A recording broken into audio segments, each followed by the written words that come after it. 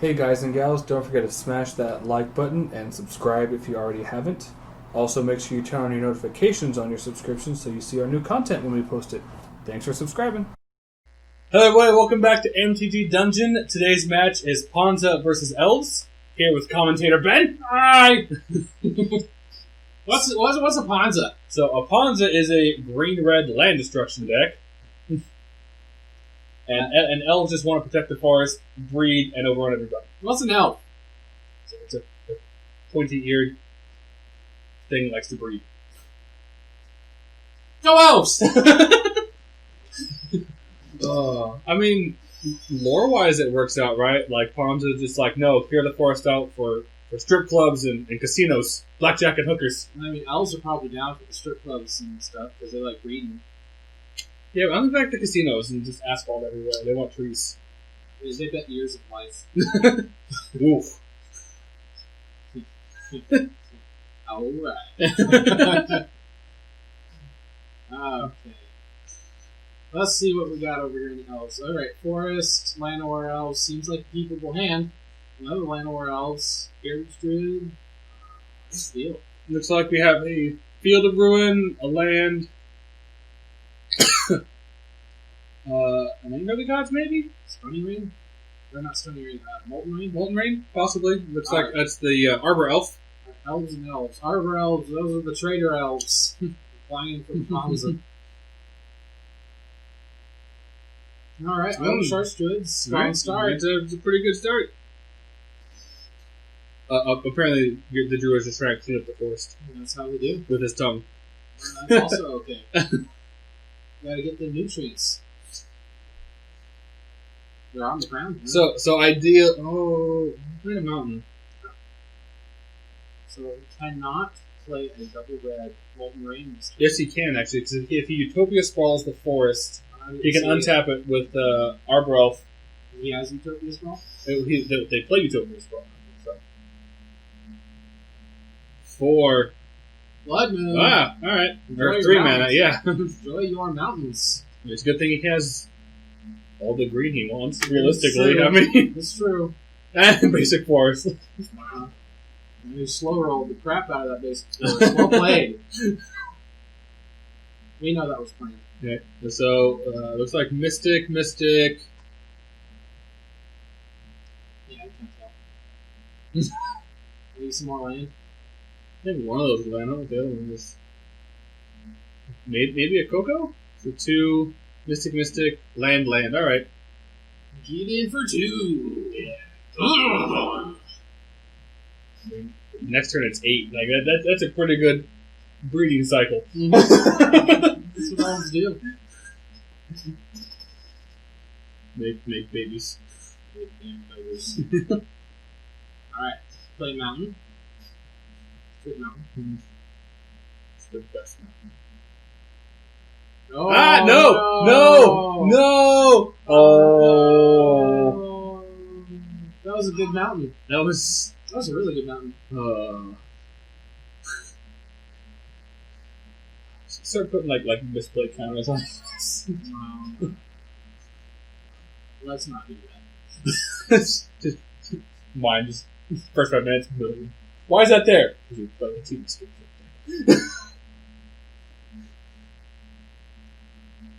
Alright, so 4. that. Bloodbraid Elf. Eat it. I mean, Land, into a second. No, not a second Blood Moon. Might as well play it, Right. right? I mean, technically, he still could have played the Bloodbraid, but he wouldn't have had to shuffle. Alright, kids, let that be a lesson to you. Always make sure they can't use fetches when their Blood Moon's out. And I think Diego's fine with it. That's one less bloody damage he has to deal with. So true. Oh! Yeah, good Oh, top deck. God! Good top deck. What, 2? I mean, the Heritage Druid is a relevant one. Yes. Look at all those cards he doesn't have to draw in. Right? Secondly, the Snappy would be fine. I would, but the other lands were just pretty bad, yeah. Yeah, I'm pretty sure you just tap to play with the 2 and then you just bash him for 4. Get in. 4. Nice. Winning the damage race.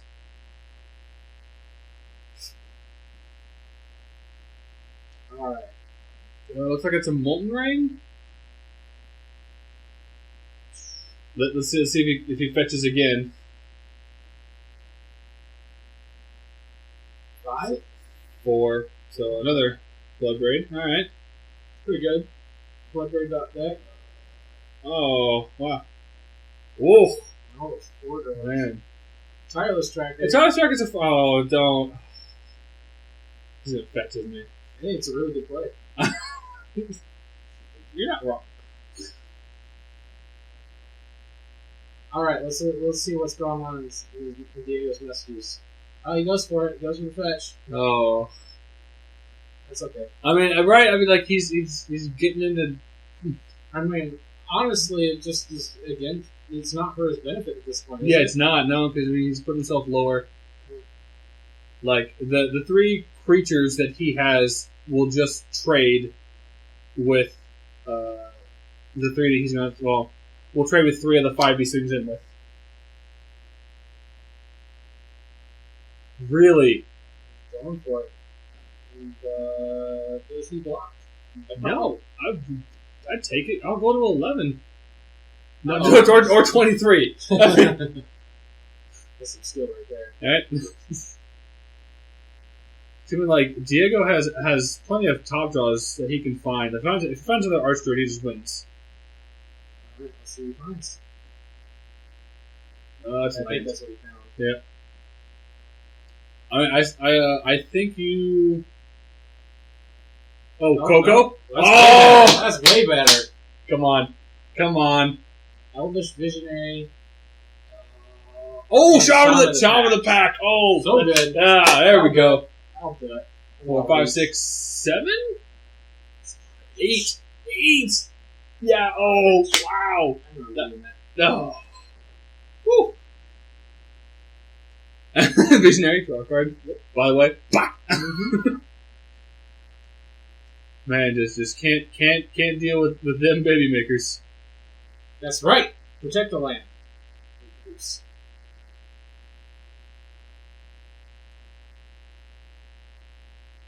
Two, 4, 6. Yeah, he only has 1 blocker. Yep. It is lethal, assuming nothing bad happens. And I don't think anything will for him. Mm-hmm.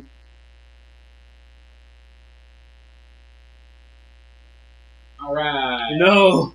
Alright, go elves! No strip clubs and casinos. No blackjack and hookers. This is terrible. You just wait, you might have your shot. I hope so. Alright, well, another Ponza deck just brings in more creature answers. So Angers, the extra lightning bolts. Like the land destruction against the elf deck obviously doesn't do a whole lot. It's like, hey, turn 1, like mana producer. You will blend, cool. Mana producer to a mana producer. Like, here we go. So, what Diego looked at was Reclamation Sage. He brought him to bringing 2 of those. Bringing in 2 heroic interventions. And whatever that card is. Oh, Elvish, the Forest Walk. Oh, the Forest Walk. Ooh, yeah, Walk. that's a great sideboard card. Mm-hmm. Oof, Forest Walk. man. Get the, what is it, Elvish Champion? Yes, Is that what it's called? Elvish Champion. And it's a Yeah. 2/2 for 1, a green and a green. Gives all elves you control All. +1. All of it. All other, okay. Yes. +1/+1 and Forest Walk. That's good. Forest Walk is very relevant. There's a lot of force. A lot of force in this game. Yeah.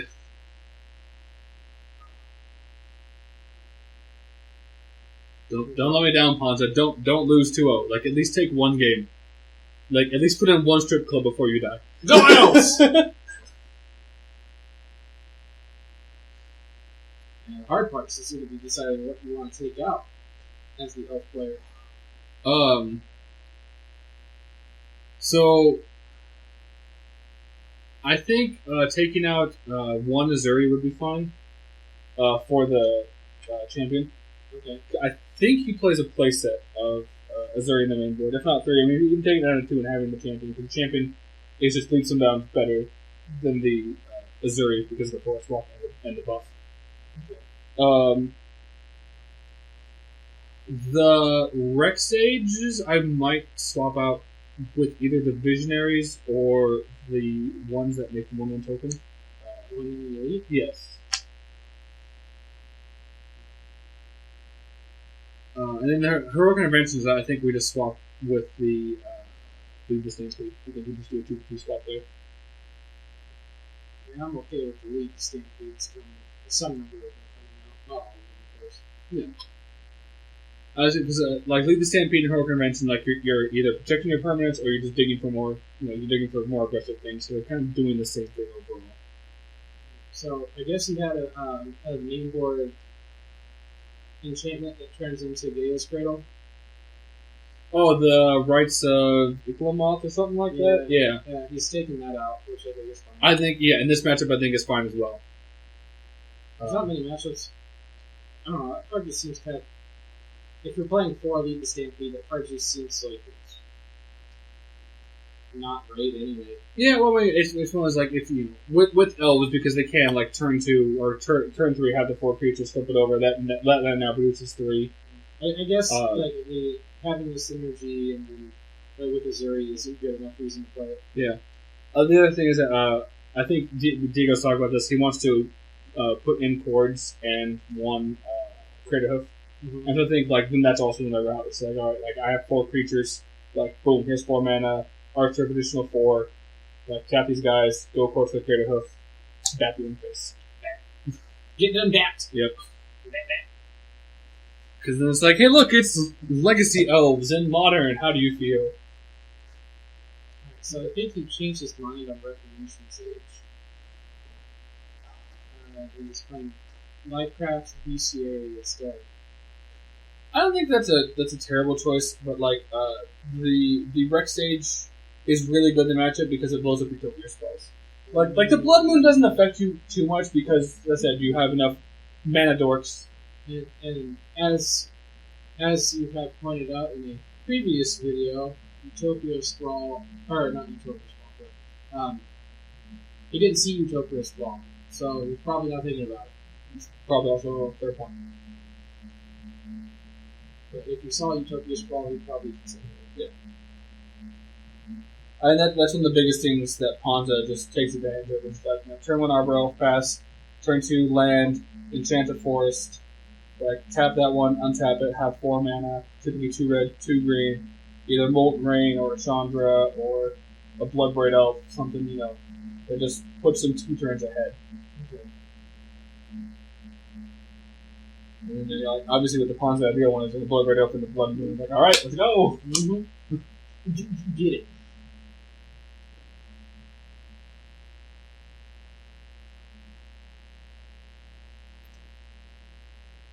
Do you think that I don't know, I feel like I was just favored across the board this matchup. So I think games 2 and 3 a little less just because I'm sure the Ponza players are bringing more of the board wipes, like the Early Gods or Sweltering Suns, things like that.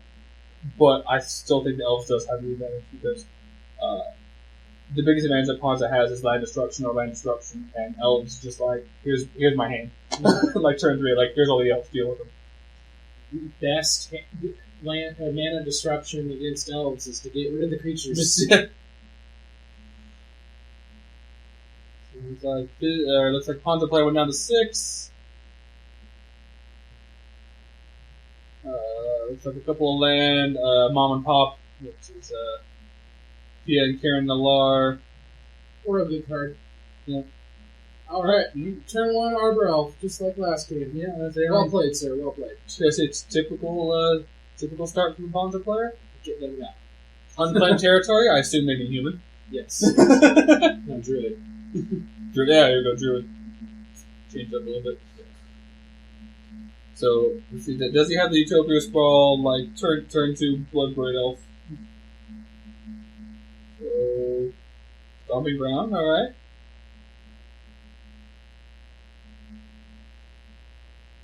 One, two, three. Molten Rain on turn 2 is still good. Still good. Yeah. Oh, and the 2 damage because it was not a basic land. Yeah. Nice. And you know, well, that's Just- make up for it. I was like, you blow one land, here's 3. Yep. What deck are we playing? We're playing Deal. We're playing the Hydra deck. You cut one head off, 2 more pop up. I mean, does the Ponza player have a board wipe? I don't think so. I think we're done. If not, man, if the elf player gets to untap and they have that Coco in hand, it's gonna get real ugly real fast. It's going in the red zone. Arbor attack, game 5 life. Sweet. I'm gonna guess if he's attacking with the Arbor Elf. Oh wow! I would have guessed that he would have had a board wipe. So I think just attacking with one of the elves, leaving up a Coco, is fine. Yeah, I agree. Or even if you don't want to attack with any of the elves, just maybe play. Like 2 Oh. heroic interventions. And I would play a Nettle Sentinel then. And extend yourself 4 mana for the Coco or the 2 mana for your heroic. I think either one of those is fine. Man, that's probably one of the best hands that the elf player could have asked for. Like, it's just Right? like, man. It's so good. So good! And Ponzo is off to a good start, but unfortunately didn't have anything to back up turn 3. Yeah. Alright, so let me come and play untap. Gonna do something sweet in turn. I think he's just scratching. So yeah, Diego's leaving up, yeah. Leaving up 4 mana in case he doesn't play a board wipe of any kind. It's like, cool, Coco. Double arch to it. Just lay that hammer down. Says what, 9, 13 damage. Oh, Forget. well, 19 if you swing the 2 arch to it as well. This is gross. He has a blocker currently. You go down to like 2. Maybe. Oh, a Stone Ring. Doesn't do a whole lot, but...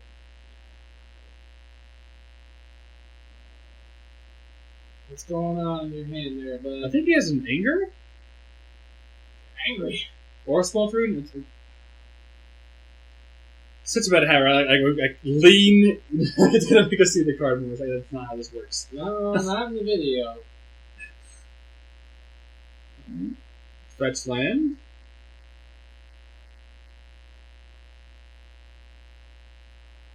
Oh no! Get it, man. Make it in. Let it happen. Yeah, just let it happen, I think. Oh, I think I forgot about mana. The mana empties. Oh no.